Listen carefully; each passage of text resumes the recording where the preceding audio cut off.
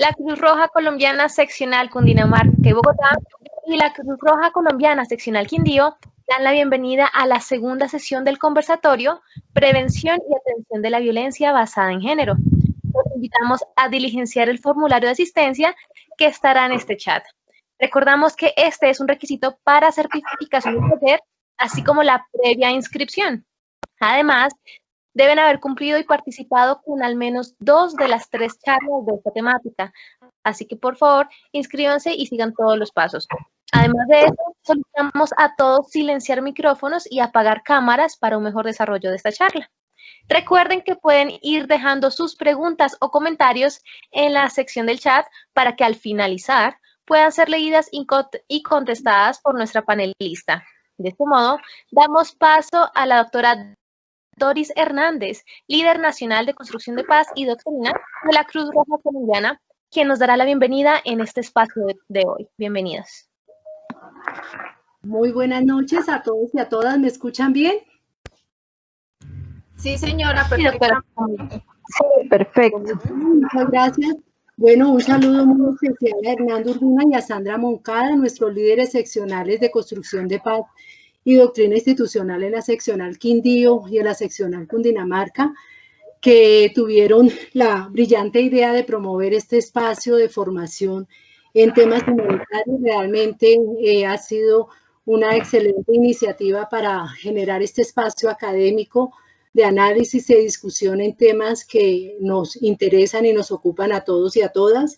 Realmente estuvimos acompañando el primer ciclo y ahora con una participación mucho más activa en este segundo ciclo, pero de verdad que ha sido un espacio muy, muy importante de fortalecimiento, de análisis, de reflexión, que sin duda se traduce en esas necesidades de respuesta, en esas oportunas respuestas que hemos generado en este marco de la pandemia que nos ha obligado a repensarnos como institución, a adecuar nuestras acciones, y ha sido realmente una de esas muy buenas iniciativas. Entonces, los felicito a las dos seccionales y a todos los participantes que han estado muy juiciosos y muy asiduos en este espacio.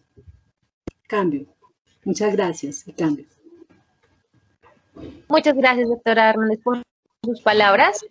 Para quienes acaban de volverse a ingresar a esta charla, les recordamos que es necesario poderse inscribir y además pues tenían que haber cumplido con la previa inscripción y haber cumplido y participado con al menos 2 de las 3 charlas en esa temática. Nuestro formulario de asistencia estará en estos momentos en la parte del chat.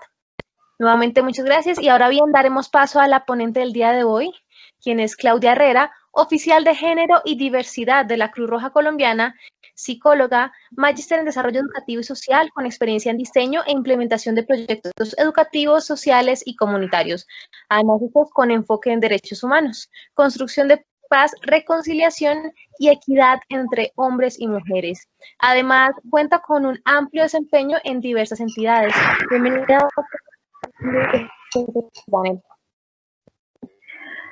Buenas tardes, muchas gracias a todos y todas por la invitación. Continuamos este ciclo de charlas virtuales abordando un tema muy importante, como nos decía la doctora Doris en la introducción. Se refiere a la prevención y atención de violencias por motivos de género, violencia contra mujeres y niñas y violencia intrafamiliar durante la pandemia. En esta tarde vamos a abordar este tema con este objetivo. El alcance de este espacio es brindar herramientas para la identificación de las violencias por motivos de género, incluida la violencia contra mujeres y niñas y la violencia intrafamiliar, y los mecanismos para su prevención y atención durante la pandemia por COVID.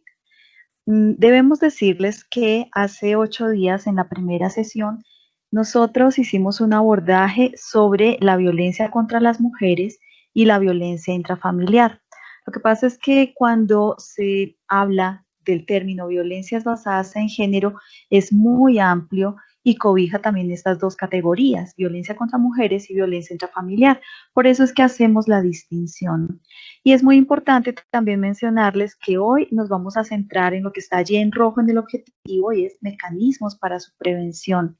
Los temas referidos a la atención de los casos de violencias por motivos de género los vamos a dejar para la sesión número 3 dentro de 8 días, el 26 de agosto.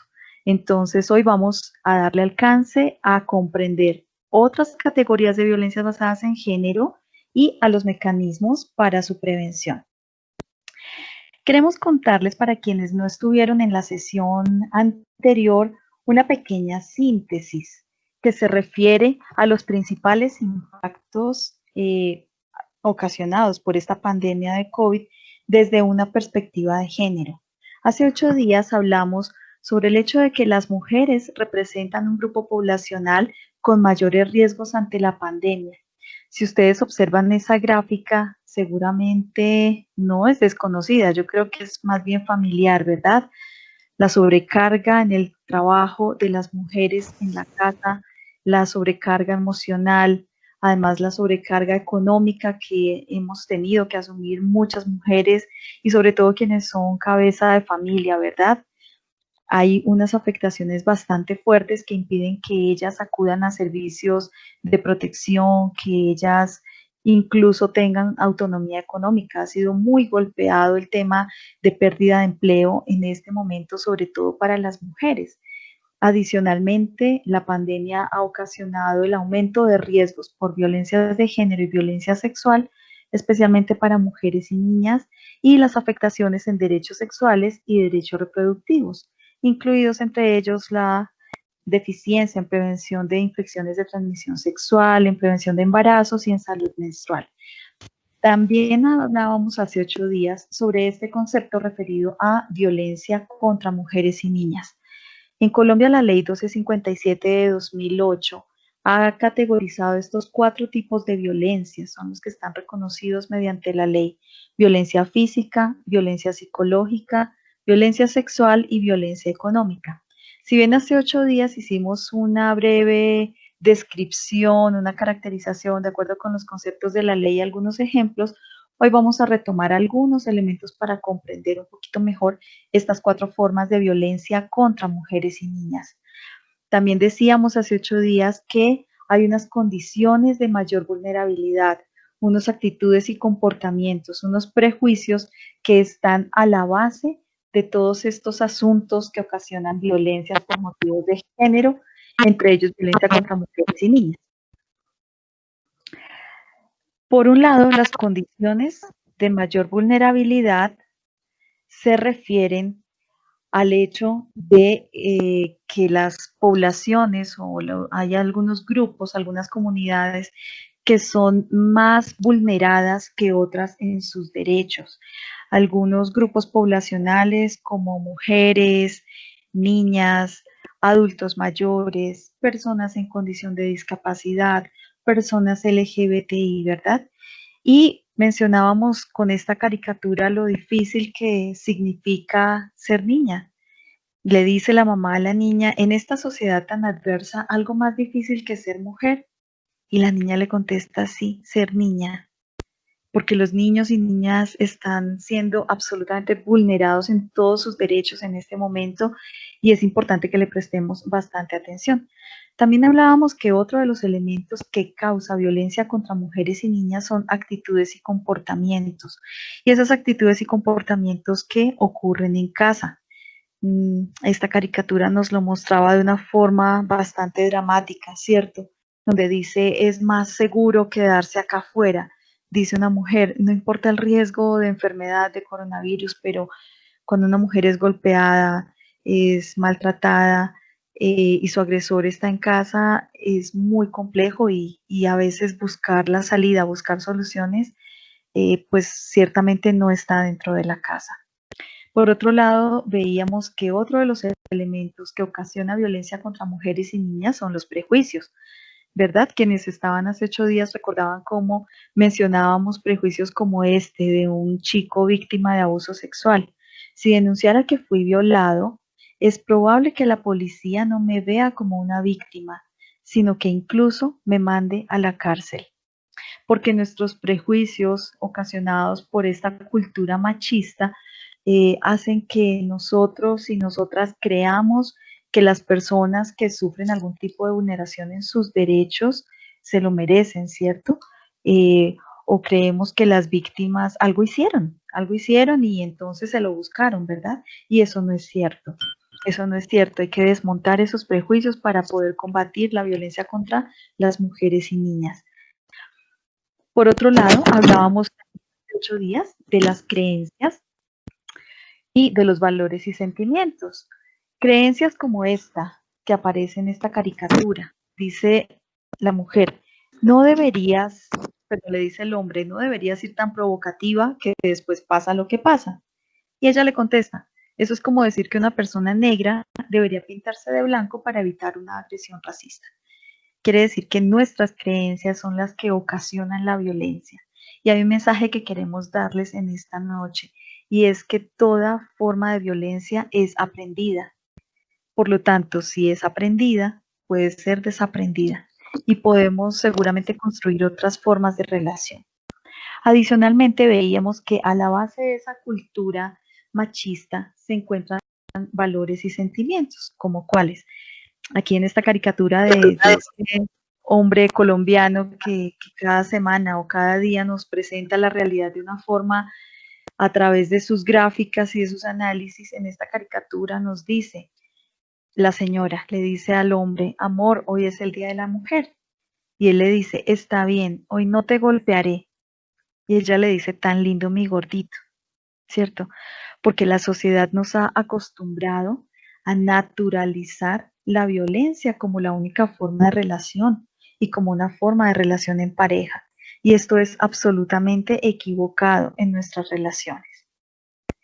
Bien, continuando con la síntesis de hace 8 días, veíamos algunos elementos que nos pueden ayudar a prestar atención, ¿cierto?, a las situaciones de violencia contra mujeres y niñas y violencia intrafamiliar que ocurre dentro del hogar y que ocurre seguramente en las organizaciones y en ámbitos comunitarios.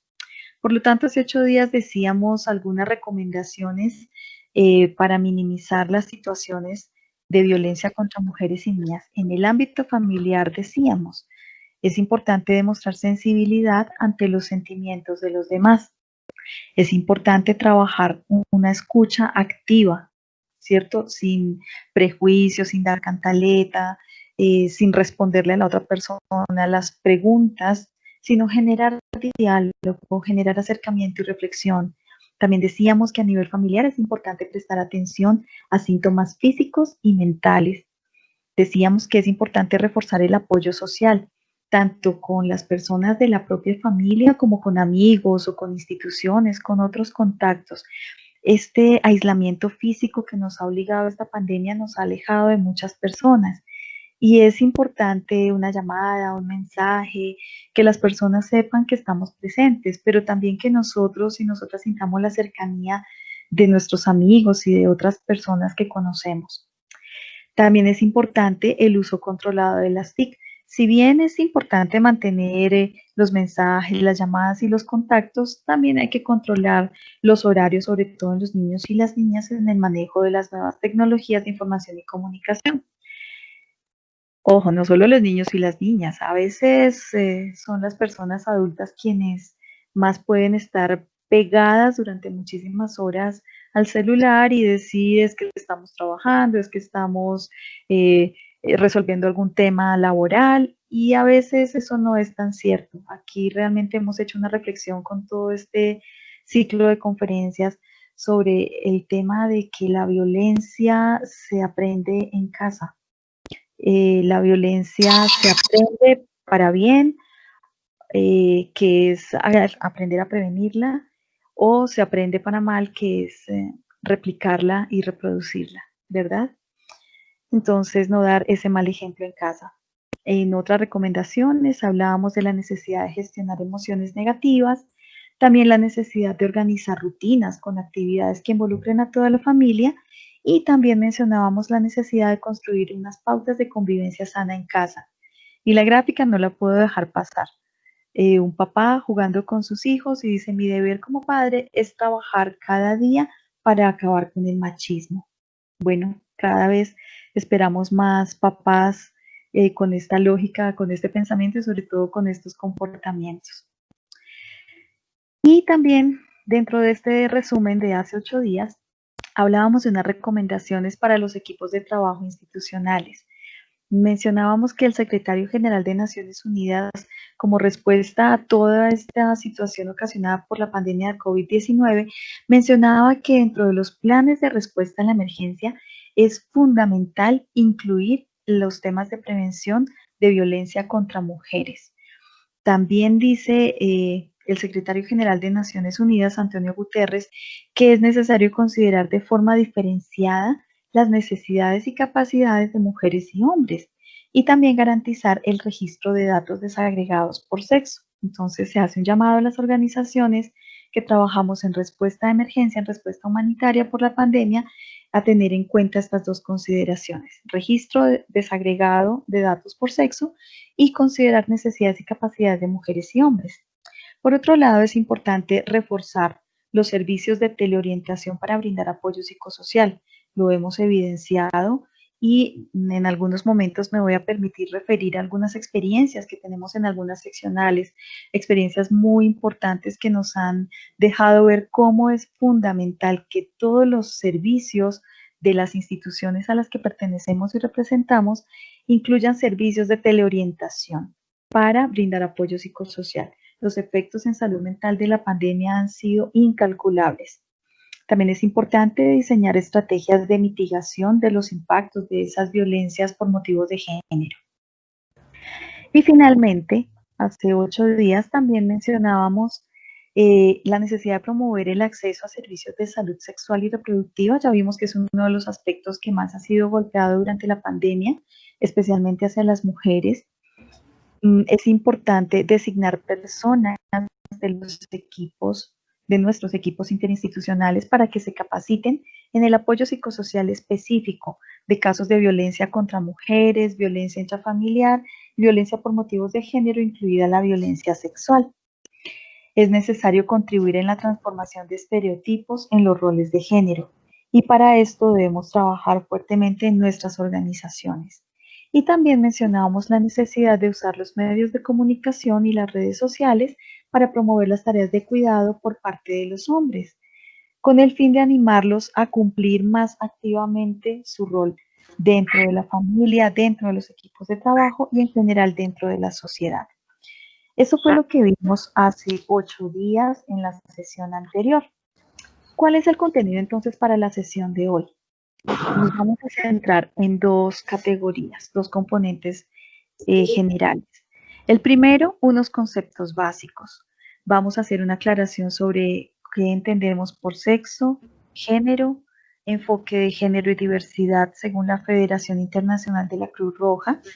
Vamos a conceptualizar violencias por motivos de género y vamos a trabajar algunas expresiones de esas violencias por motivos de género. Aquí quiero detenerme. Cuando tú escuchas hablar de BBG, ¿en qué piensas? Probablemente, golpearon a una mujer. Puede ser, claro que sí, esa es una forma de violencia de género, pero créanme que no es la única expresión de violencia de género. Hay muchísimas categorías que hemos ido documentando, recogiendo en todo este ejercicio formativo en la sociedad nacional y hoy queremos compartirles para identificar cuándo estamos hablando de una violencia por motivos de género o específicamente de una violencia contra mujeres y niñas o cuando hablamos de una violencia intrafamiliar. Insisto que a veces son conceptos que se sobreponen unos con otros, pueden tener elementos comunes, pero a la hora de la atención y sobre todo de las rutas y mecanismos para protección son distintos. Entonces, por eso hay que hacer la precisión. En segundo lugar, en esta noche vamos a referirnos a los aspectos que tienen que ver con la prevención de violencias por motivos de género. Y allí vamos a detenernos en 2 elementos. Primero, cómo identificar situaciones de violencias por motivos de género, incluida violencia contra mujeres y violencia intrafamiliar. Y en segundo lugar, vamos a hablar sobre qué hacer ante casos de BBG. ¿Qué debemos hacer? ¿Cierto? Vamos a guiar esta reflexión con una pregunta que no sé si en este momento tengamos como todos los elementos para responderla. Y es, ¿puedo contribuir en la prevención de violencias por motivos de género? ¿Cómo? Y la invitación es a que pensemos cuáles son esas violencias por motivos de género que pueden estar ocurriendo a nuestro alrededor, ¿cierto? ¿Será que hay violencia de género cerca a mi casa o en mi familia o en mi círculo cercano? ¿Puedo yo contribuir en la prevención de esas violencias? ¿Será que sí? ¿Será que no? Es importante decir aquí un elemento y es que desde el área de construcción de paz y doctrina institucional, en donde hemos venido desarrollando este trabajo, hemos privilegiado y fortalecido el enfoque de protección. Y entonces el enfoque de protección nos ayuda a tomar decisiones y a orientar nuestras acciones de manera que no ocasionemos más daño a las víctimas o que no nos ocasionemos daño a nosotros y nosotras como prestadores de algún apoyo, ¿verdad? Entonces, aquí hay que tener varios elementos en consideración. Debo decir que no es un tema tan fácil de abordar. En este tema hay que estar bastante preparados, pero bueno, vamos a compartirles varios de estos elementos que hemos construido. Continuando con los conceptos básicos, vamos a hablar de la categoría sexo. Porque es importante hacer la distinción. ¿Qué es sexo y qué es género? ¿Cómo entendemos el sexo y cómo entendemos el género? Y entonces es fundamental comprender que cuando hablamos de sexo, nos estamos refiriendo a un término biológico que define unas características fisiológicas con las que nace un ser vivo. Esas características son genéticas. Si tú piensas en tu genética, seguramente recordarás, ¿cierto?, lo que aprendimos en las clases de biología, que tiene que ver con la combinación de cromosomas. Y entonces, si se combinan cromosomas X con X, nace una niña, o cromosomas X de la mamá con cromosomas tipo Y del papá, entonces nace un niño, ¿cierto? Hay unas combinaciones genéticas que determinan el sexo. El sexo también está determinado por unas características hormonales, son distintas en los hombres y en las mujeres, ¿verdad? Y unas características anatómicas. ¿Cómo así? Lo anatómico se refiere a las distintas partes del cuerpo. No tenemos las mismas partes del cuerpo los hombres y las mujeres. Tenemos un aparato reproductor interno y externo que es diferente, ¿verdad? Entonces, esas características genéticas, hormonales, anatómicas en su conjunto son las que distinguen a las hembras de los machos, como se llaman todas las especies vivas, ¿cierto? En los animales, en las plantas, distinguen hembras y machos, y en el género humano hablamos de hombres y mujeres. Pero en el sexo es importante definir no solamente que existe la categoría hombre y mujer, sino que justamente por las combinaciones genéticas y por muchos otros factores asociados también a la biología, existe una tercera categoría en sexo, que son las personas intersexuales.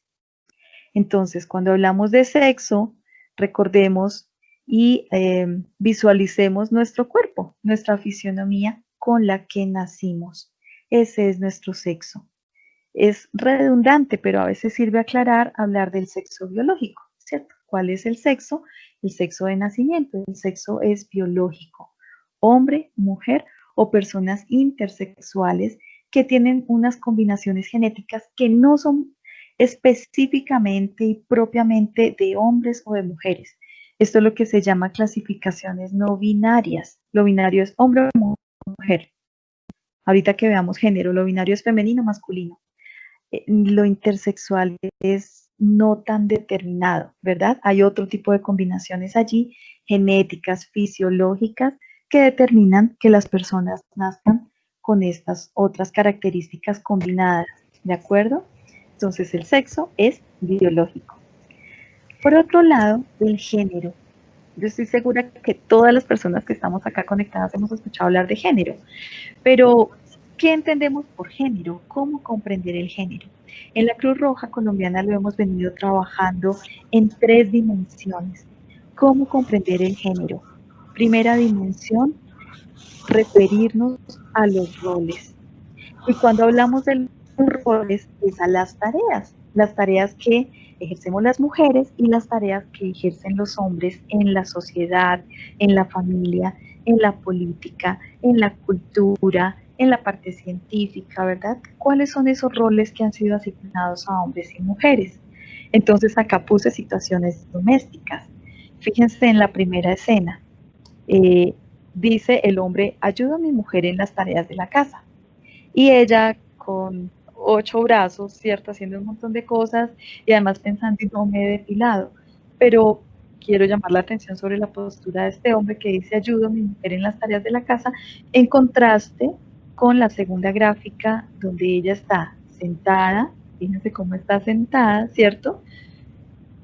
Empezando por ahí, le hemos atribuido una forma de sentarse a los hombres, una forma de sentarse a las mujeres, unas atribuciones de roles, como usted es mujer, hace esto, como usted es hombre, hace esto otro, ¿verdad? Y en esa segunda gráfica ella es la que le dice te ayudo y es él el que está en la cocina. Si ustedes se dan cuenta, la expresión de los dos hombres, el rostro de los dos es completamente diferente. ¿Por qué? Por las creencias, por la educación y por muchos elementos que hay de fondo en este sistema machista en el que hemos crecido. Entonces, cuando hablamos de género, nos referimos, en primer lugar, a una dimensión del género que tiene que ver con el estudio de los roles, con la asignación de esos roles desde niños y niñas, desde que nacen los bebés.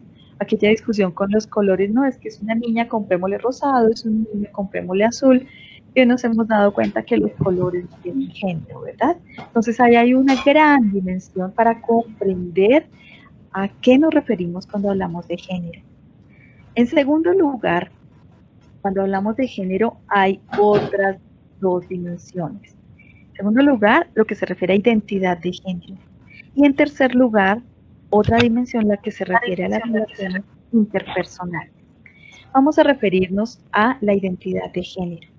Si ustedes se dan cuenta, la gráfica nos muestra una caracterización masculina típica, femenina típica y una, diríamos, combinada con elementos masculinos y femeninos. ¿A qué se refiere esa dimensión de género? A todo lo que tiene que ver con el estudio de la construcción de la identidad de las personas. El género es la construcción que una persona hace de sí misma, de lo que le interesa, de sus gustos.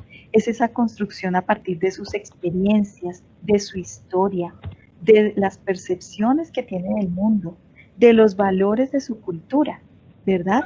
Desde la forma de vestir, caminar, hablar, comportarse. Esos elementos son los que ayudan en esa construcción.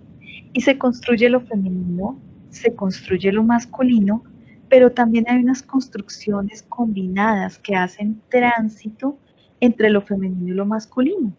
Esas construcciones de identidad que combinan elementos de ambos y que no son específicamente binarias de un extremo o de otro, son las identidades que se llaman transgénero. Las personas transgénero entonces construyen su identidad independientemente de su sexo biológico, ¿cierto? Independientemente del sexo de nacimiento. Entonces allí es donde encontramos niños o varones que nacieron, ¿verdad? Pero que se van dando cuenta que se sienten mejor en la construcción de su identidad como mujeres, una identidad femenina, ¿cierto? O al contrario, vemos mujeres que nacieron con un cuerpo de mujer, con un sexo de mujer, pero que con el paso del tiempo se sienten más felices, más realizadas, más cómodas con ellas mismas cuando empiezan a construir una identidad de hombre, una identidad masculina. Y entonces es cuando encontramos hombres transgénero o mujeres transgénero. Entonces, cuando hablamos de identidad de género es un gran capítulo, ¿cierto? Una gran dimensión en los estudios de género, el referirse a la identidad. Y esta expresión que ustedes encuentran allí, OSIT, se refiere a personas de orientación sexual e identidad de género diversa. Eso significa esa sigla. Seguramente algunas personas lo habrán visto en lo que se refiere a lineamientos de política pública, ¿verdad? A otra serie, digamos, de instrumentos también teóricos sobre género. Aparece mucho esta expresión, las personas o SIG, de orientación sexual o identidad de género diversa. Y una tercera dimensión de género se refiere a las relaciones interpersonales, es decir, a cómo estamos construyendo todo el tiempo las relaciones con los demás hombres, con las demás mujeres. Cuando hablamos de relaciones de género, es también relaciones entre hombres, cómo se relacionan, y las relaciones entre mujeres, ¿verdad? Y entre hombres y mujeres, o también entre hombres y mujeres con las personas de identidades diversas. ¿Dónde surge la violencia de género? Me quiero devolver. Las violencias basadas en género son un gran capítulo de todos los contenidos de género, ¿cierto? Son una parte de los estudios de género, no son lo único. Género no es igual a violencias de género, no. Género son estas tres dimensiones que hemos presentado y la violencia surge dentro de los roles. La violencia surge frente a la construcción de la identidad y hay violencias de género que surgen en torno a las relaciones interpersonales. Las violencias de género atraviesan todas estas dimensiones de género. Bien, vamos a continuar entonces con este elemento que me parece muy importante. Para nosotros como Cruz Roja es fundamental mencionar que acogemos el enfoque de género y diversidad que nos propone la Federación Internacional. Acá está uno de los documentos últimos vigentes, un marco estratégico de la Federación Internacional en materia de género y diversidad. Con este documento, la Federación llama a las sociedades nacionales a que adoptemos este enfoque de género y diversidad como un componente amplio, integrador, que llama a que veamos todas las características de diversidad de una persona, diferencias de género, orientación sexual, edad o ciclo vital, origen étnico, discapacidad, incluso que analicemos su estado serológico con respecto al VIH o la situación socioeconómica, la religión, la nacionalidad, a que identifiquemos todas las características de las poblaciones y de las comunidades con las que trabajamos y que veamos cómo esas características se entrecruzan con la dimensión de género. De manera que, no sé si ustedes habrán escuchado nombrar ese enfoque interseccional de género, es como género atraviesa los temas referidos a edad. No es lo mismo ser un niño de 5 años a una niña de 5 años. Les apuesto que están siendo educados de manera completamente diferente. No es lo mismo ser una mujer rural que un hombre rural, o una mujer afro que un hombre afro, ¿cierto? Para cruzar género con etnia. Entonces, cuando hablamos del enfoque de género y diversidad como movimiento de la Cruz Roja, acogemos todos los componentes de diversidad y cómo se entrecruzan con los componentes de las dimensiones de género. Eso es género y diversidad. Bien, con esos elementos podemos continuar para distinguir este concepto. ¿Qué son violencias por motivos de género? ¿A qué nos referimos con esa expresión BBG? Esta definición que estamos viendo aquí en grisecito la construí porque realmente ninguna como que recoge todos estos elementos que les voy a contar.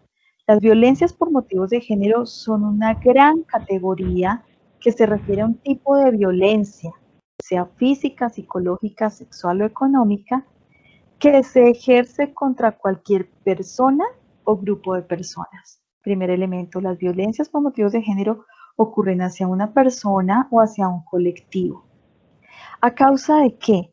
De su sexo o a causa de su identidad de género o por su orientación sexual. Por eso se llaman violencias por motivos de género. Estas violencias impactan de forma negativa la identidad y el bienestar. Por eso cualquier forma de BBG se constituye en una violación de los derechos humanos. Y les decíamos que aquí vamos a referirnos a varias de estas expresiones de violencias por motivos de género. Hay bastantes categorías, ya ustedes al final dirán si la conocíamos, no la conocíamos o no la identificábamos como una BBG. Empecemos. La primera expresión de violencias por motivos de género es la que veíamos hace 8 días, violencia contra mujeres y niñas. Es la que ocurre más a manos de la pareja o la expareja. Se refiere a cualquier comportamiento dentro de una relación íntima que cause o pueda causar daño físico, psíquico, sexual a los miembros de la relación. Por otro lado, la violencia intrafamiliar o violencia doméstica, que se llama en otros países de América Latina, se refiere a la violencia que ocurre entre los miembros de la familia. Concretamente, la violencia que ocurre contra niños, niñas, adolescentes, jóvenes, contra población adulta mayor y la violencia que ocurre entre otros miembros de la familia. Cada una de estas expresiones de violencia, violencia contra mujeres y violencia intrafamiliar, tiene detrás un marco legal distinto en nuestro país, en Colombia. Pero veamos otras formas de violencias por motivos de género. Por ejemplo, la mutilación genital femenina. Se refiere a todos los procedimientos que de forma intencional y por motivos no médicos alteran o lesionan los órganos genitales femeninos. Por esa razón, la mutilación genital femenina es una violación de los derechos humanos de las mujeres y de las niñas. ¿Cómo así? Claro, más de 200 millones de mujeres y niñas hoy día han sido sometidas a la mutilación genital femenina en más de 30 países. Se dice que aproximadamente se realiza antes de los 5 años. En casi todos estos países se ha practicado la ablación genital femenina o mutilación genital femenina, especialmente desde el momento de la lactancia y antes de los 5 años. El 6 de febrero es el Día Internacional de Tolerancia Cero con la Mutilación Genital Femenina. Las Naciones Unidas han hecho un gran esfuerzo para poder erradicar este flagelo de nuestros países. Hay que decir que en América Latina ocurre, en varios países ocurre y que en Colombia también ocurre, ¿verdad? ¿Por qué ocurre? Es ocasionada sobre todo por referentes culturales, por prácticas culturales, por creencias, por ejemplo, que la ablación genital femenina disminuye la libido o el deseo sexual y entonces que eso garantiza la fidelidad de las mujeres durante el matrimonio, ¿cierto? Hay muchas creencias de fondo que motivan que se realice la mutilación genital femenina. Otra forma de violencia por motivos de género es el aborto selectivo en función del sexo. ¿Qué es eso? Es una práctica que ocurre en 12 países que han sido investigados a través de los registros civiles, a través de censos, de distintas encuestas, y el aborto selectivo en función del sexo es la preferencia en el nacimiento de los hijos varones. Con el tema de la tecnología por las ecografías se identifica en estos países si la mujer que está embarazada espera un hijo varón o una niña. En la mayoría de casos en estos países, el primer hijo se desea que sea varón. Si es una niña, obligan al aborto. Ese es el aborto selectivo en función del sexo. Se ha investigado que aproximadamente 23 millones de abortos de niñas han sido producidos en los últimos 40 años, en países sobre todo como China, India, Albania, Armenia, Azerbaiyán, Corea del Sur, en varios países asiáticos ocurre esta práctica. Otra forma de violencia por motivos de género, los ataques homofóbicos y transfóbicos. Quiero llamar la caricatura, ¿cierto? La caricatura que es bastante fuerte y que nos muestra esa doble moral en la que a veces caemos. Cuando nos referimos a los ataques homofóbicos y a los ataques transfóbicos, son esas formas de expresión negativa y violenta hacia personas homosexuales. Y decíamos que se genera por prejuicios o por creencias irracionales. Por ejemplo, hay personas que dicen que las personas LGBT les dan miedo. que les pueden hacer algo. Hay personas que incluso llegan a creer que es una condición que es contagiosa. O sea, hay muchas creencias irracionales que hacen que haya ataques hacia las personas LGBT por su condición de gays, de lesbianas o de bisexuales, ¿verdad? También hay ataques hacia las personas transgénero y transexuales, por eso se llaman ataques transfóbicos. Muchas gracias, ya veo la presentación. Entonces, listo, yo creo que con esto podemos continuar a la siguiente forma de violencia de género, en la próxima diapositiva. En la siguiente vamos a ver la violencia por medios digitales. ¿A qué se refiere esa violencia por medios digitales? Existen varias expresiones. Yo creo que ustedes han escuchado sobre el ciberacoso, ¿cierto? Es el acoso al que son sometidas las mujeres y niñas y se les presiona a que entablen conversaciones, a que entablen relación con las personas. También está el sexting, que es el envío de fotos y videos con contenido sexual. Esos fotos y videos son difundidos y publicados sin el consentimiento de una persona, violando su privacidad y su intimidad. También está la sextorsión, es otra forma de violencia digital en la cual por medio de chantajes y extorsión amenazan a la víctima con la difusión sin su consentimiento de estos contenidos a través de grupos de WhatsApp, de páginas de Facebook, de Instagram, Twitter o inclusive en páginas de pornografía a cambio de dinero, abuso o explotación sexual. Y yo traje esta imagen. Dice, obligar a tu pareja a que te envíe imágenes íntimas, eso es una violencia de género, ¿cierto? Allí debajo yo coloqué unos canales de denuncia a los que podemos acudir para hacer consultas. En Colombia, por supuesto, está el caivirtual.policia.gov.co, está la página teprotejo.org y está una página de la policía para denunciar estos delitos informáticos cuando vemos que imágenes nuestras o de personas conocidas estén circulando, ¿verdad? La violencia por medios digitales hace muchísimo daño. Si ustedes se van dando cuenta, hasta aquí llevamos 6 formas de violencia.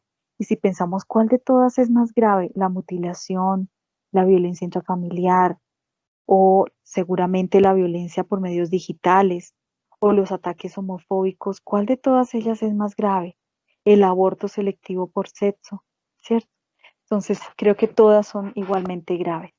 En la próxima diapositiva vamos a ver también unas gráficas que nos dicen censurar fotos que tu pareja publica y comparte en redes sociales también es una forma de violencia de género.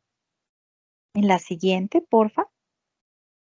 Y allí traemos una gráfica que dice, eres cómplice de violencia digital cuando culpas a las personas por el contenido íntimo que publican sin el consentimiento de ellas.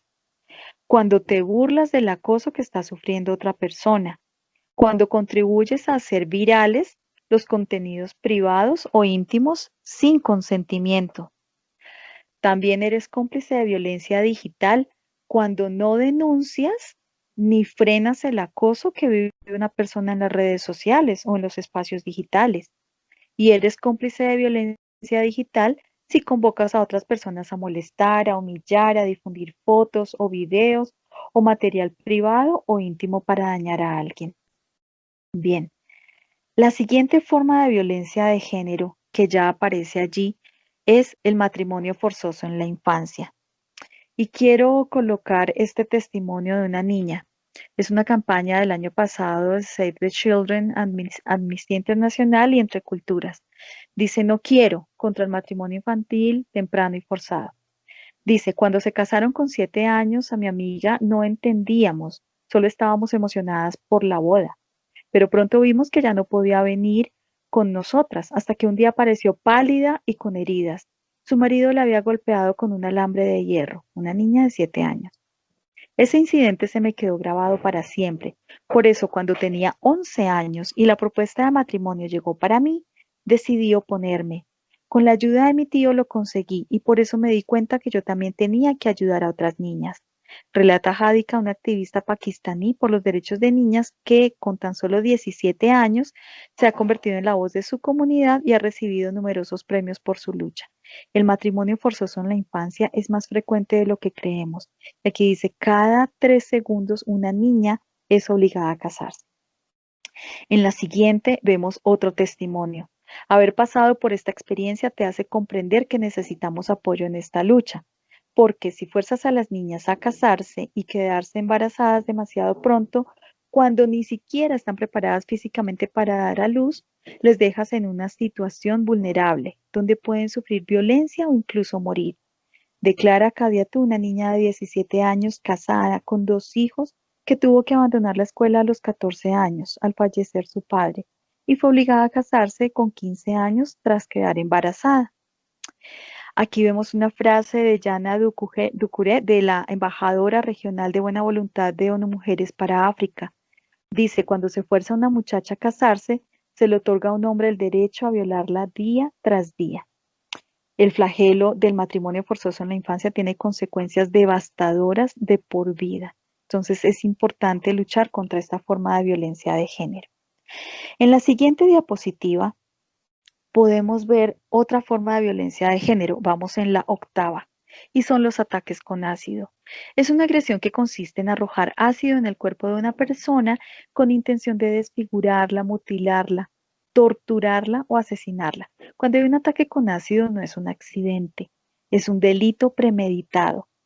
En Colombia, a partir de este caso de esta mujer que aparece acá, que es emblemática, Natalia Ponce de León, con este ataque con ácido que ocurrió el 27 de marzo de 2014, a partir de toda esta lucha se logró la ley 1773 en 2016, que tipifica a las víctimas, o más bien los ataques con ácido, como un delito autónomo y aumenta las penas. La recuperación después de un ataque con ácido es sumamente demorada, dolorosa y además de los impactos psicosociales que esto deja, realmente es absolutamente dramático un ataque con ácido. Y aquí tenemos un reporte de la revista Semana, que son los circulitos en rojo, nos dice cuántos casos de ataques con ácido en cada ciudad en el 2016, ¿cierto? Aunque aparece aquí la estadística en 2019 en revista Semana. ¿Cuántas mujeres atacadas con ácido por celos o por venganza o porque los hombres dicen si no es para mí, no es para nadie, ¿verdad? 9ª forma de violencia por motivos de género es la violencia simbólica. ¿A qué se refiere? Son mensajes, valores, íconos o signos que se transmiten y naturalizan la denigración de la mujer en la sociedad. Por ejemplo, el exponer el cuerpo de las mujeres para promocionar productos. A eso hace referencia la violencia simbólica. Es un término acuñado por Pierre Bourdieu en 1970. Él describe esa relación social asimétrica que lleva a naturalizar el maltrato y a reproducir la subordinación. La violencia simbólica se utiliza para reproducir esa subordinación. Lo peor de la violencia simbólica es que es invisible a las propias víctimas, no la ven. Es una violencia soterrada, disimulada, encubierta, sistemática. Se ejerce a través de elementos simbólicos comunicacionales y se usa para reproducir y naturalizar las relaciones de poder. Lo hace incuestionable, ¿verdad? Y en la siguiente diapositiva vamos a ver algunos ejemplos de esa violencia simbólica. Esos ejemplos son, ay, Dios, dramáticos, pero bueno, desde hace muchos años se venía reproduciendo el tema de cuáles son las características que se esperan en las mujeres. Entonces, en la siguiente diapositiva vemos más bien una forma de publicidad. Dice, guía de la buena esposa, ¿cierto? Y dice 11 reglas para mantener a tu marido feliz. Sé la esposa que él siempre soñó. Esa publicidad es real, es como de los años 50, 60, ¿verdad? Donde a las mujeres se les formaba únicamente como amas de casa y para ser felices a sus esposos. Eso es violencia simbólica, porque en qué momento se tienen en cuenta sus aspiraciones, su deseo, el deseo que le formaba la sociedad a ella era el de ser una buena esposa, ¿cierto? Bien, la otra gráfica dice, es una chica, ¿cierto? En donde está representado en muchas de las frases que escuchamos en la vida cotidiana. Uy, tenías que ser mujer, ¿cierto? Ahí dice tenías que ser vieja. Recuerdo por ahí expresiones no afortunadas con la palabra vieja, ¿cierto? Otra expresión, si te vistes así, nadie te tomará en serio. Otra, calladita te ves más bonita. Ojo, mujeres, esas son expresiones de violencia simbólica. Aprende a comportarte como señorita. Eres muy inteligente para ser mujer. ¿Quién de nosotras, mujeres que estamos aquí, no hemos escuchado esto en algún momento de nuestra vida, cierto? Son formas de violencia simbólica naturalizadas. Y continuando con la violencia simbólica, en la siguiente, hay una autora muy interesante, Rita Segato, en 2013 dice que la violencia simbólica es difícilmente codificable. Dice que es más efectiva entre más sutil es. Dice que no se manifiesta físicamente. Sin embargo, es la que sostiene y le da sentido a la estructura jerárquica de la sociedad. En la siguiente diapositiva podemos ver ese iceberg de la violencia contra las mujeres y cómo la violencia simbólica está al fondo, ¿cierto? Está en lo profundo. Lo que vemos es violación, agresión sexual, acoso callejero, hostigamiento laboral, acoso político, golpes, agresión, gritos, maltrato, amenazas, insultos, acoso virtual, racismo y discriminación. Eso es lo visible y el feminicidio. Pero la violencia simbólica es ese elemento estructural que mantiene este orden en el cual vivimos en esta cultura machista. En la siguiente, bueno, un ejemplo más de violencia simbólica que dice, eres una princesa, en la siguiente diapositiva. Y frases como esta, así no se portan las niñas, ¿tú vas a ir sola? ¿Cuándo te casas? Así debería lucir una mujer. ¿Duermes con él sin que sea tu esposo? Mira cómo iba vestida, ella se lo buscó, ¿cierto? Expresiones, burlas, desprecio que todo el tiempo estamos escuchando las mujeres. Bien, siguiente forma de violencia, ya para ir finalizando esta parte. El acoso sexual callejero, en la siguiente diapositiva. El acoso sexual callejero es una forma de acoso a través de palabras o comportamientos abusivos del acosador hacia la víctima.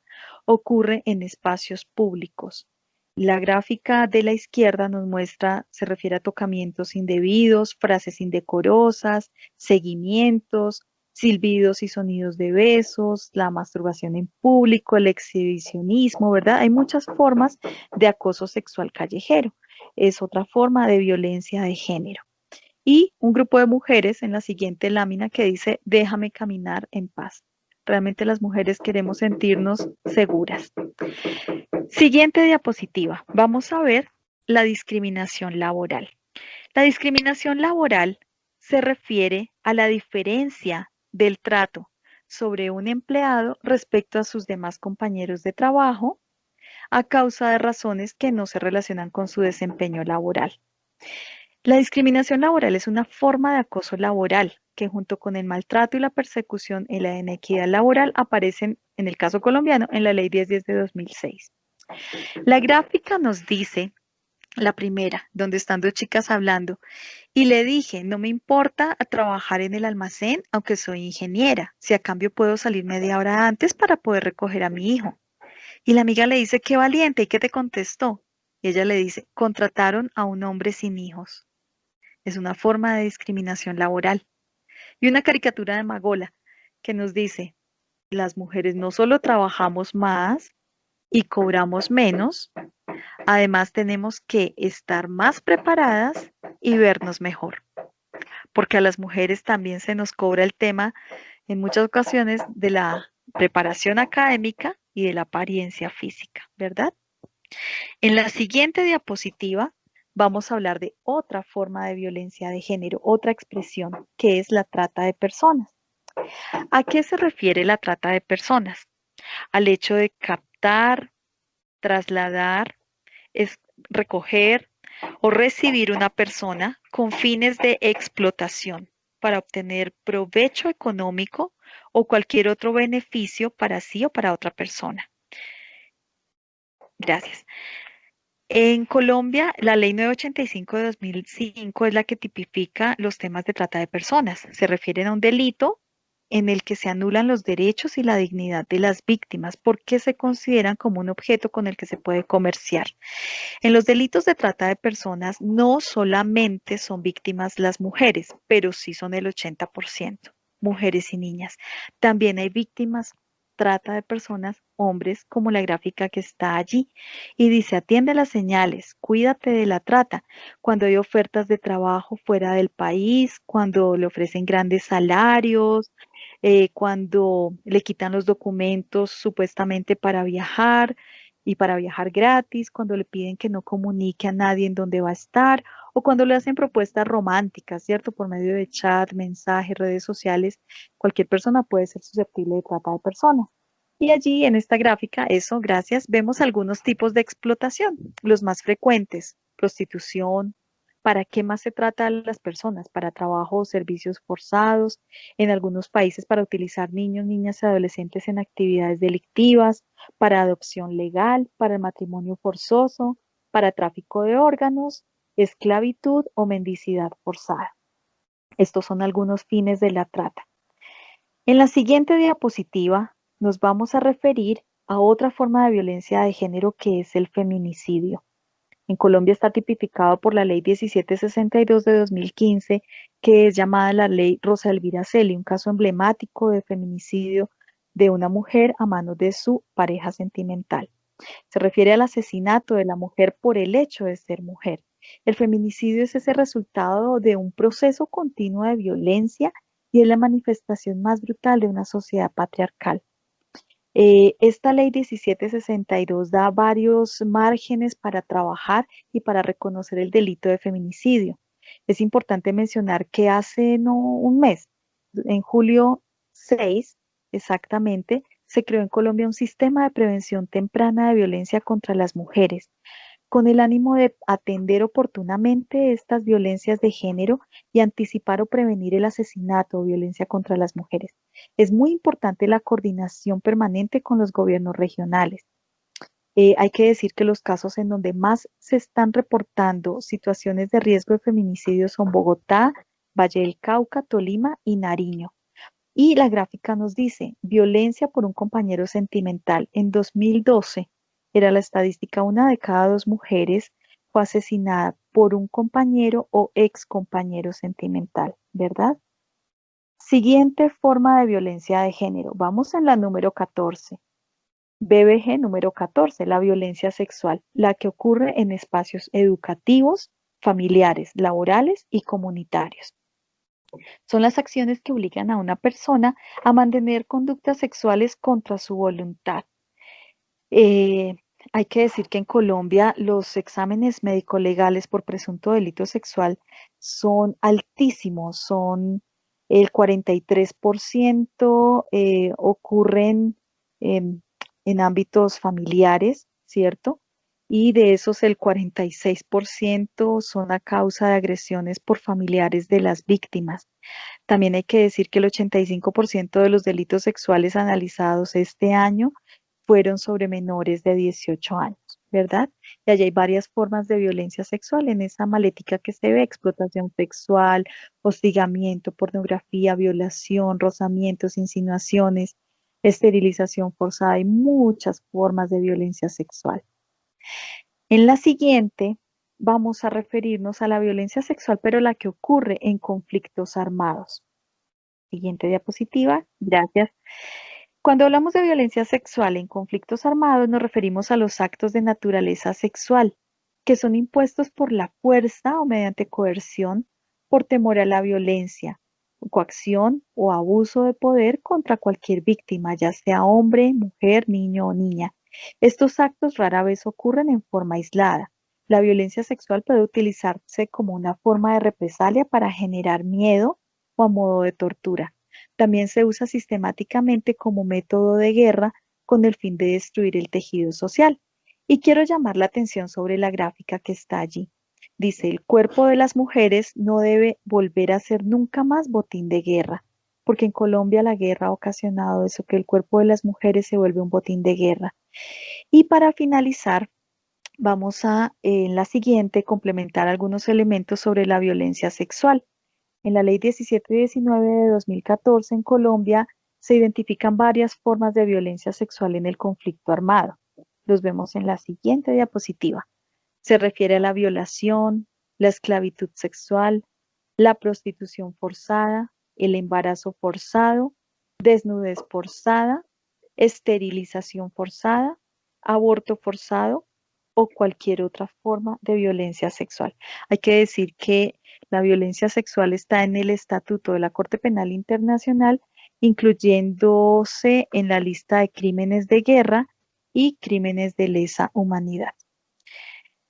Entonces, con estos elementos creo que completamos, si se dan cuenta, 15 categorías distintas sobre violencias por motivos de género o VBG.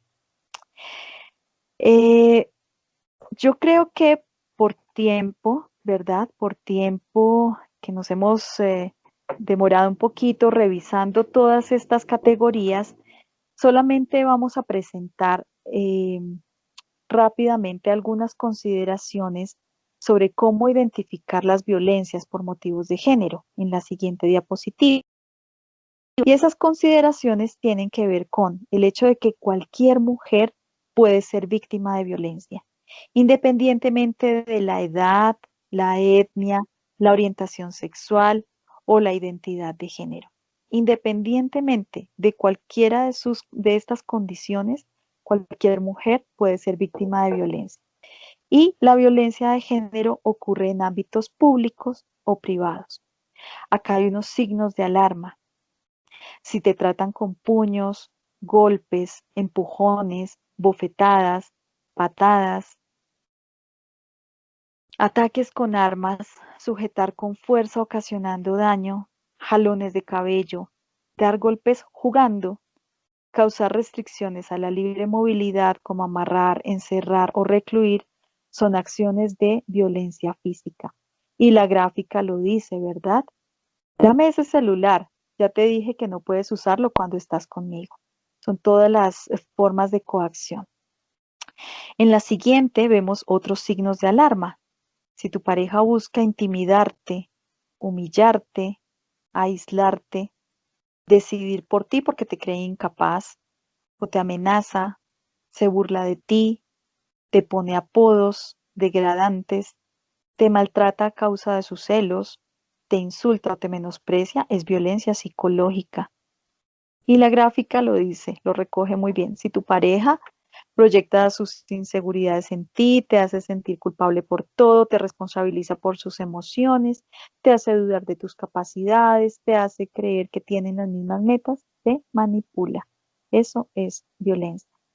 En la siguiente vemos unas gráficas que nos dicen mostrar enfado por no tener siempre una respuesta inmediata online, ¿cierto? Hola amor, ¿dónde estás? ¿Qué tal? ¿Por qué no me respondes? Veo que te están llegando los mensajes, ¿cierto? Ese desespero, ese enfado por tener una respuesta inmediata también puede llegar a ser una exageración y puede constituirse una forma de violencia, así como el controlar lo que hace tu pareja en las redes sociales. Hay unas campañas bien interesantes como estas que traigo acá. La gráfica que está a la derecha dice, si no eres tú, no puedes compartirlas. Es un tema de prevención contra la distribución no consentida de imágenes íntimas. Y hace un llamado a que guardar imágenes íntimas en el móvil puede suponer serios daños por accidente, error o intervención de terceras personas.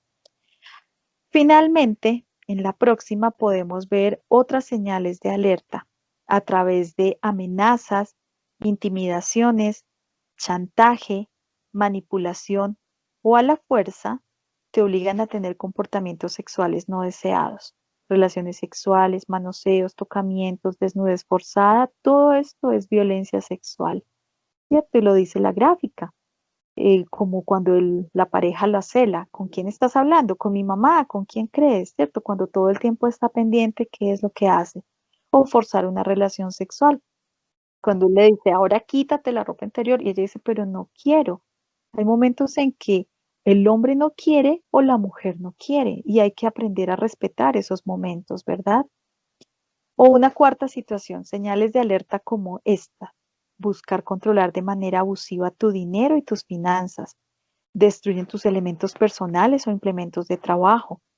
te ocultan documentos de identidad, también cuando hay incumplimiento de obligaciones alimentarias o privar de vestido, alimento, transporte, vivienda o elementos vitales, esto es violencia económica. Y la gráfica lo dice, ¿qué quieres que haga? Se me cayó, ¿cierto? El computador de ella. ¿Para qué la dejas en mi lugar? ¿Verdad? Bien, yo creo que por tiempo les propongo a Hernando, les propongo dejemos hasta acá y en la siguiente sesión vamos a abordar lo que nos hace falta, los temas de prevención y atención de violencias por motivos de género. Estas categorías de violencias que hemos visto, porque es muy importante que podamos escuchar al público, ¿verdad? Que podamos escuchar las preguntas, que podamos hacer una retroalimentación de todas estas preguntas que se han generado hasta este momento.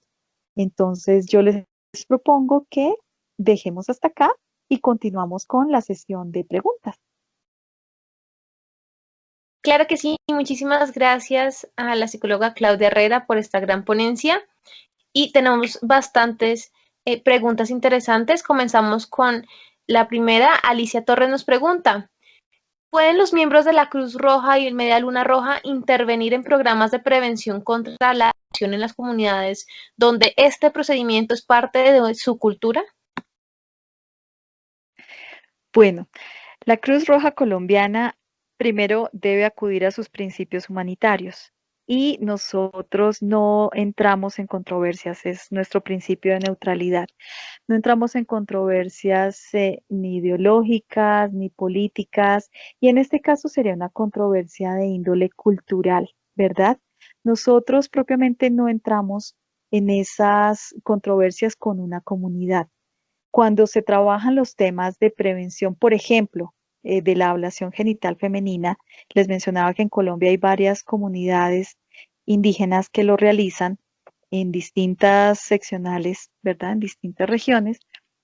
Hay otros organismos humanitarios que lo realizan y sobre todo Naciones Unidas, ONU Mujeres es la institución que más ha estado al frente porque muchos organismos humanitarios no podemos intervenir en esos planteamientos culturales. ¿Perdón? Por favor, silenciar los micrófonos. Continúe, por favor. Gracias. Te decía que no, nosotros no intervenimos directamente. Nuestro trabajo está más dirigido a informar sobre derechos, a hacer ejercicios de prevención de las formas de violencia. Pero si la pregunta se refería a los temas de ablación genital femenina, nosotros no intervenimos directamente. Muchísimas gracias. A continuación tenemos una pregunta de Sandra, quien nos indica, unas niñas que por el deporte que practican utilizan uniformes pequeños y llamativos y un hombre de forma disimulada empieza a tomar fotos de estas niñas y al llamarle la atención responde que para qué usan estas ropas tan provocativas. ¿En qué tipo de violencia encaja esta acción? Generalmente corresponde a la violencia simbólica. Pero en el acoso callejero olvidé decir que ocurre siempre en ámbitos públicos, ¿verdad? Entonces puede ser, es una forma de violencia simbólica, pero si fue por digamos, un desconocido en un ámbito público, la situación que nos plantean es un equipo, ¿cierto? Un equipo puede ser un escenario público deportivo, puede ser acoso sexual, puede ser catalogado como acoso sexual. Muchas gracias. La preguntaba el señor Javier, donde nos indica, pues sin ánimo de desviar, al hablar de violencia de género, el hombre también es víctima y la mujer también puede ser victimaria. Así es, Natalie. Es cierto, y hay que decir con mucha tristeza que los números no mienten, ¿cierto? Y las cifras estadísticas nos muestran un incremento en la violencia de pareja hacia los hombres en los últimos años. Me explico, hace unos 15, 20 años las estadísticas de violencias de género eran en 98, 99% contra las mujeres, luego un 95%. En este momento estamos aproximadamente entre un 85 y 88% de mujeres víctimas, quiere decir que hay un 15% de víctimas hombres. de violencias por distintas razones, también por el hecho de ser hombre, ¿verdad? Entonces sí hay varios casos de violencia contra los hombres. Lamentablemente en Colombia no hay una legislación específica. Cuando hay un caso de violencia física, sexual, psicológica o económica contra un hombre, proceden las mismas rutas de atención que se distinguen en la Ley 1257 de 2008. O sea, actúa la misma ruta que si fuese una violencia contra la mujer, ¿verdad? No hay una legislación específica y casos hay muchos, sobre todo de maltrato psicológico. Sí, tienes razón. Muchas gracias. Precisamente frente a esta pregunta surgió el comentario de Jimena Cero, donde nos indica que hace falta promocionar más las rutas de atención para los casos de violencia masculina. Esta es una línea gratuita, es la 122 para la denuncia de estos casos. No sé si hay más líneas. Sí, a ver, digamos que en este momento de la pandemia, que se disparó esta pandemia oculta de las violencias por motivos de género, ¿verdad? Se identificó la necesidad de crear distintos mecanismos de atención. Entonces el Estado, en la organización de sus instituciones, lo que generó fue fortalecer la línea 155, que es la línea nacional para todos los casos de orientación, prevención y atención de violencias contra mujeres y niñas. Activó la línea 141, la fortaleció, la línea 141 para atención concretamente de violencia contra niños, niñas y adolescentes, ¿cierto? Y activó la línea 122, que es la que tú mencionas, que es de la Fiscalía General de la Nación, para poner en conocimiento los casos de violencias que ocurren contra los hombres. Pero también en esta línea 122 se colocan otra clase digamos, de denuncias y se ponen en conocimiento otra serie de delitos y de circunstancias. Pero sí, es correcta la información. Muchas gracias. A continuación, también una percepción de Ángela Castellano, quien nos indica que hay una violencia que es sutil y poco visibilizada. Y es que las mujeres también oprimimos y violentamos a otras mujeres, no solo físicamente, sino porque no sepamos las lógicas machistas. Sí, así es. Por eso cuando hablábamos de las relaciones de género al inicio, que nos demoramos un poquito allí descubriendo esa dimensión relacional de género o enfoque relacional de género, se refiere no solamente a las relaciones entre mujeres y hombres, sino también entre las mismas mujeres y entre los mismos hombres. Allí surgen distintas expresiones y manifestaciones de violencia. Entonces es muy importante identificar en qué momentos se dan, cómo surgen, y hay unas formas de violencia bastante fuertes también entre las mujeres, como las hay entre los hombres. Porque no es tan hombre como el otro, porque no es tan machista como el otro, porque no es tan celoso como el otro, o porque no le pega a su esposa como hace otro, ¿cierto? Entonces hay unas formas de violencias de género entre lo femenino, digamos, y entre lo masculino.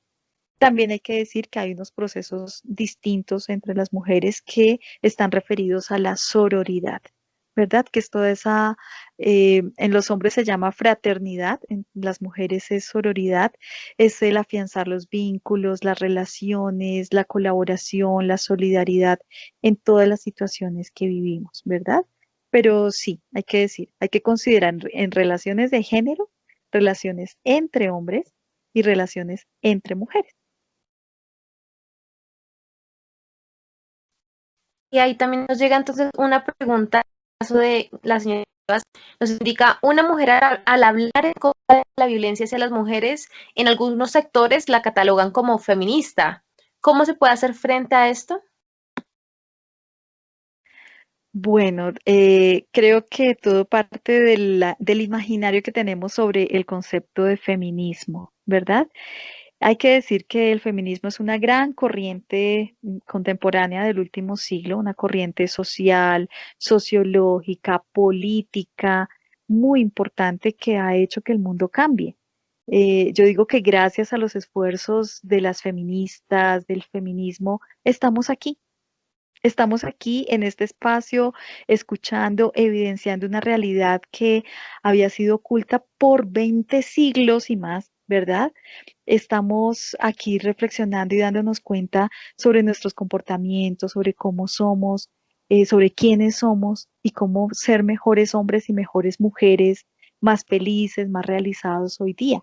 Es gracias a todo ese esfuerzo del feminismo y de las feministas. Hay muchas corrientes del feminismo contemporáneo, pero creo que detrás del cómo evitarlo está por algún lado la creencia de que es algo negativo. Y lo que intenta el feminismo es reconocer los derechos de las mujeres como derechos humanos. Es destacar que las mujeres también somos sujetos de derechos, ¿verdad? Y que tenemos los mismos derechos que los hombres. Tenemos un cuerpo diferente, pero tenemos exactamente los mismos derechos a vivir, a realizarnos, a ser felices y a gozar de todos los servicios y de todas las oportunidades y posibilidades que nos ofrece la vida. Entonces, creo que está de pronto allí detrás una concepción un poco negativa del feminismo, ¿no? Que no es malo, no es malo, nos ayuda a entender este mundo contemporáneo, el orden en el que nos movemos y cómo podemos transformarlo para tener un mundo mejor. Gracias. Ahora vamos con una pregunta de Ana Mar, quien indica, ¿la ley de violencia de género incluye la violencia obstétrica? Mira, la ley 1257 como tal no lo especifica. Y acá en estas 15 categorías que vimos de BBG, hay muchas otras que no aparecen o que no tienen una legislación detrás. Por ejemplo, el hecho de, en algunos lugares la llaman así, la violación conyugal, ¿cierto? Y es el forzar a tener relaciones sexuales a la esposa, así sea su esposa y su compañera. Aquello de que es una obligación o de que es cumplir con su deber marital, eso no hace parte del marco de los derechos humanos, ni parte de los derechos humanos de las mujeres, ¿verdad? Ni tampoco hace parte de los derechos sexuales y de los derechos reproductivos. Entonces, yo diría que aunque no hay un reconocimiento legal y jurídico de varias formas de violencias de género, siguen siendo violencias por motivos de género. No está tipificado todavía en Colombia, creo que todavía en ningún país de América Latina, pero es muy fuerte y se constata mucho la violencia obstétrica. Ujú.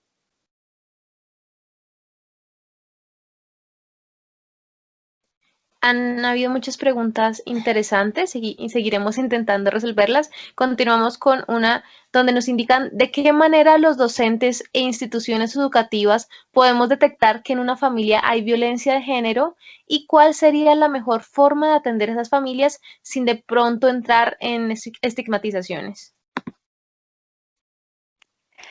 Bueno, hay varias formas para los docentes para detectar si hay violencias por motivos de género o violencia intrafamiliar en el hogar de algún niño o niña.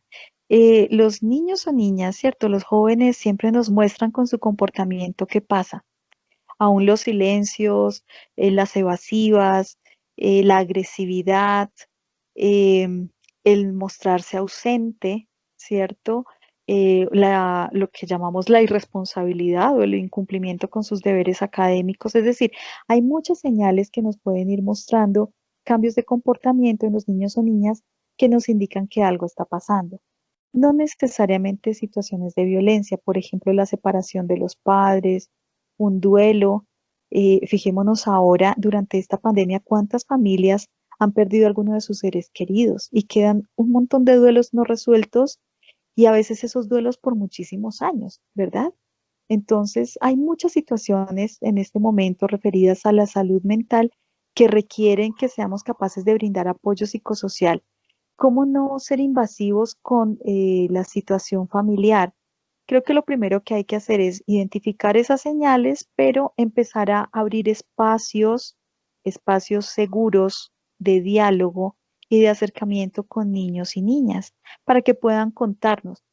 Ahora, no necesariamente, digamos, si yo soy docente, no necesariamente tiene que contarme a mí, ¿cierto? Puede estar otra profesora, la psicóloga del colegio, de pronto a veces hay estudiantes de grado 11 o exalumnos que continúan un madrinazgo con los niños en los colegios, que son más cercanos.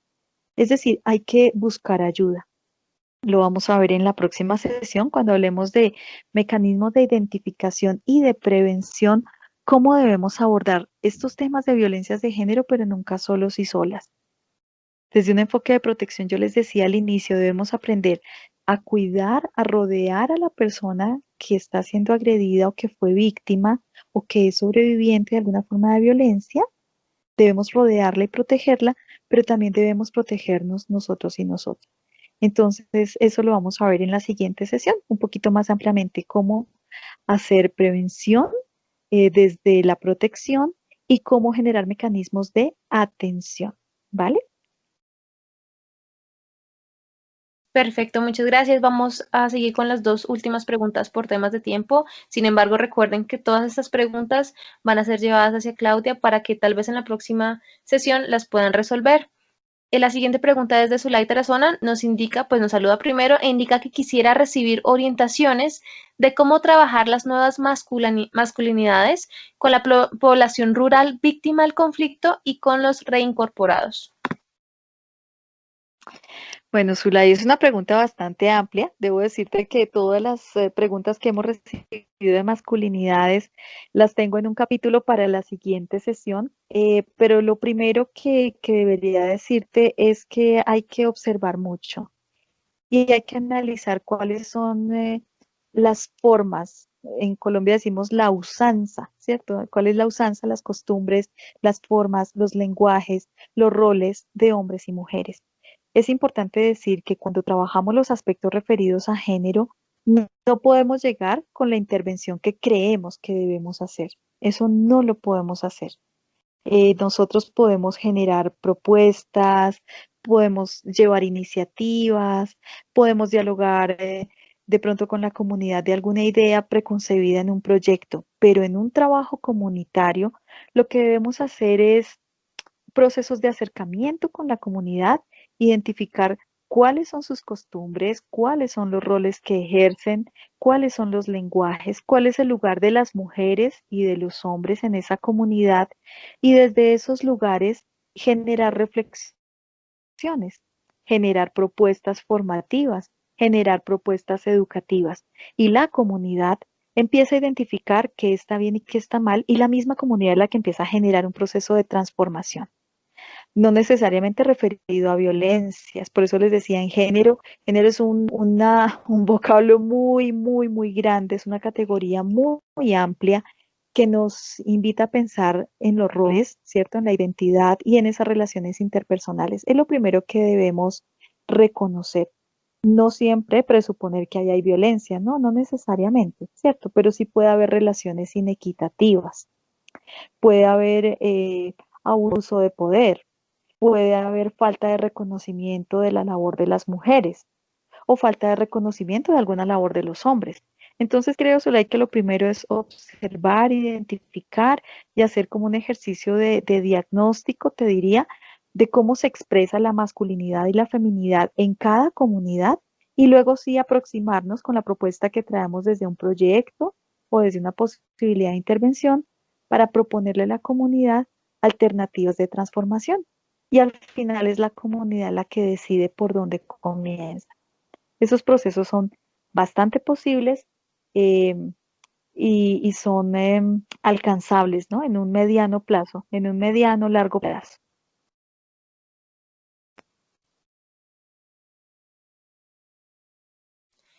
Perfecto, y para finalizar con nuestra última pregunta, teniendo en cuenta y a todos pues por esta participación de preguntas que serán pues llevadas hacia Claudia para que en la próxima sesión podamos tocar una de estas inquietudes y comentarios. Laura Chávez, para finalizar, Claudia, nos pregunta y nos indica, en la actualidad, dentro de la pandemia, ¿qué estrategias o medios se están utilizando para trabajar en pro de la disminución de la violencia de género? Estrategias hay muchas. Realmente hay que trabajar mecanismos de prevención, mecanismos de mitigación de los impactos ya ocasionados por la violencia y mecanismos para la recuperación, para el restablecimiento de las condiciones de vida de las personas que han sido violentadas, que es todo el trabajo con sobrevivientes, ¿verdad? Entonces hay muchas estrategias, yo creo que las vamos a ampliar bastante en la próxima sesión que va a ser referida a prevención. Les adelanto sobre la prevención primaria, secundaria y terciaria, como la propone la Organización Mundial de la Salud, y varios mecanismos de atención de violencias contra mujeres. Hay y puede haber distintas estrategias, o sea, el ámbito familiar, comunitario, educativo, institucional, porque todo este enfoque de género y diversidad va a tener muchas posibilidades, pero yo creo que lo ampliamos un poquito más en la próxima sesión, ¿vale? Muchísimas gracias, claro que sí. Antes de finalizar este proceso de preguntas, les recuerdo a quienes aún no lo hacen el diligenciamiento del link de asistencia, que también volveremos a poner en la charla. Ahora bien, muchas gracias, señora Claudia, por todas las preguntas y por esta gran pues, charla del día de hoy.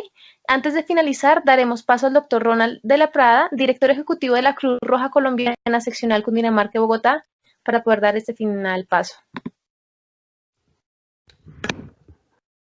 Muy buenas noches a todos. Claudia, muchas gracias por tan excelente abordaje del tema de violencia sexual, de violencia basada en género, perdón.